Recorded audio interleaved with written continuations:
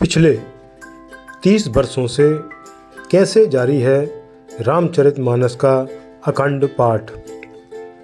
30 वर्षों से ही जल रही है यहाँ अखंड ज्योत। संतों महात्माओं ने कहा है कि जहाँ राम नाम का जाप होता है वहाँ श्री हनुमान जी की प्रत्यक्ष रूप से उपस्थिति का भी एहसास होता है। ऐसे पुण्य स्थान हमेशा जागृत होते हैं और वहाँ जाने दर्शन करने से न केवल हमारे कष्ट दूर होते हैं वरन हमें सद्बुद्धि व विवेक भी प्राप्त होता है, जिससे हम सद्गति पर निरंतर अग्रसर होते हैं। ऐसा ही एक चमत्कारिक स्थान है ग्राम मतपुरी में। मंडला से रायपुर राजमार्ग पर पद्मी चौराहे से बाईं ओर अंदर की ओर जाने पर लगभग 5 से 6 किलोमीटर दूर ग्राम मतपुरी है। इस ग्राम का अपना अलग ऐतिहासिक महत्व है।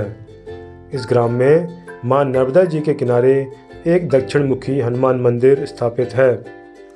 इस मंदिर में वर्ष 1990 से लगातार श्री रामचरितमानस का अखंड पाठ जारी है। 8 जुलाई 1990 के दिन यहाँ अखंड ज्योत प्रज्वलित की गई और रामचरितमानस का पाठ प्रारंभ किया गया। पहले ऐसी कोई मंशा नहीं थी कि रामचरितमानस पाठ को लगातार वर्षों तक जारी रखना है, लेकिन प्रारंभ में 11 पाठ हुए तो फिर विचार किया गया कि अब 51 पाठ कर लिए जाएं। जब 51 पाठ निर्विघ्न संपन्न हो गए तो 108 पाठ किए जाने का विचार किया गया और इसके बाद तो हनुमान जी की ऐसी कृपा हुई कि सभी ग्रामवासियों ने इसे लगातार जारी रखने को कहा और सभी की सहमति से श्री रामचरितमानस पाठ आज 31वें वर्ष है अनवरत जारी है। हमारे यहाँ 8-7-90 से लगातार मानस पाठ प्रारंभ है। अखंड ज्योत भी जल रही साथ में। हमारे यहाँ वर्षगांठ मनाई जाती है, जैसे कि 8-7-90 को बहुत बड़ा कार्यक्रम होता है। हनुमान जी की जयंती में बहुत बढ़िया कार्यक्रम होता है, विशाल भंडारा होता है। परिक्रमा वासियों को यहाँ सदाव्रत के रूप में मिलता है और भोजन जो है, जो टाइम में पहुँच जाते हैं उनको तो बना बना भोजन मिलता है। जो आगे पीछे आते हैं तो उनको कच्चा अनाज भी मिलता है। बाद आएंगे तो उनको बनाना पड़ेगा।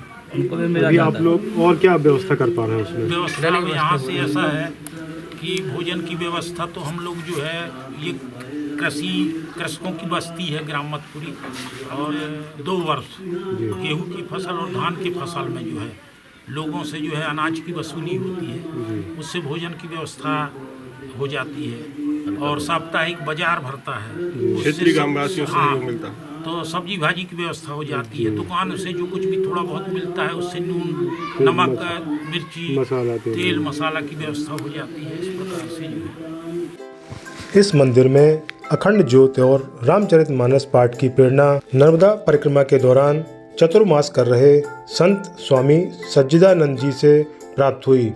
उन्होंने ही श्रावण मास में रामचरितमानस के पाठ को प्रारंभ कराया, जो उनके जाने के बाद भी जारी है।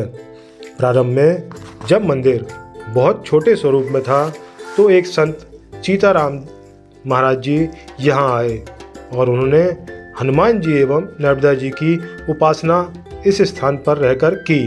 वे कभी भी इस मंदिर प्रांगण से ग्राम की ओर नहीं गए। इसके बावजूद मंदिर एवं उनकी सभी आवश्यकताओं की पूर्ति यहाँ निर्विघ्न होती रही। उन्होंने ही इस स्थान पर अन्य निर्माण कार्य संपन्न कराए। इस मंदिर के प्रांगण में अब मां रेवा प्रसादी प्रकल्प के माध्यम से नर्मदा परिक्रमा वासियों के रहने एवं भोजन की भी व्यवस्था प्रारंभ कर दी गई है। इसके लिए एक भंडार कक्ष है, संतों के बैठने के लिए कमरे की व्यवस्था है, संतों के शयन के लिए विशाल गैलरी है, जहां संतों के आने पर बिस्तर का इंतजाम कर उनके आराम की व्यवस्था की जाती है।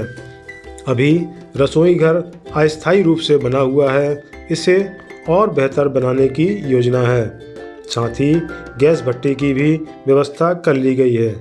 परिक्रमावासी संतों के लिए भोजन के लिए अनाज ग्राम के कृषकों द्वारा दोनों फसलों के आने पर दिया जाता है एवं साप्ताहिक बाजार के दिन सब्जी आदि भी एकत्रित कर ली जाती है। शेष मसाला, तेल एवं अन्य सामग्री ग्राम के ही दुकानदारों द्वारा दान से प्राप्त होती है। सभी ग्रामवासी मिलकर यहाँ कार्य कर रहे समिति सदस्यों का सहयोग करते हैं। वर्ष में ऐसे अन्य प्रायोजन भी होते हैं जिसमें ग्राम एवं ग्राम के बाहर के लोगों की उपस्थिति एवं सहभागिता भी होती है। रामचरितमानस की वर्षगांठ, हनुमान जयंती जैसे विशेष आयोजन यहाँ प्रतिवर्ष आयोजित किए जाते हैं। इस मंदिर से गूंजने वाली चौपाइयों, दोहों की ध्वनि आसपास के ग्रामों तक जाती है और सभी इन ध्वनियों के माध्यम से अपनी अपनी श्रद्धा भक्ति प्रकट करते हुए हनुमान जी को प्रणाम करते हैं। रात्रि के समय यह ध्वनि विशेष रूप से उन लोगों के लिए सहायक सिद्ध होती है जो अपने आप को अकेला महसूस करते हैं। राम भक्त हनुमान जी तो वैसे भी संकट मोचन कहलाते हैं और जहाँ अखंड रामायण का पाठ हो रहा हो वहाँ से तो उनकी विशेष कृपा सभी को मिलना स्वाभाविक ही है।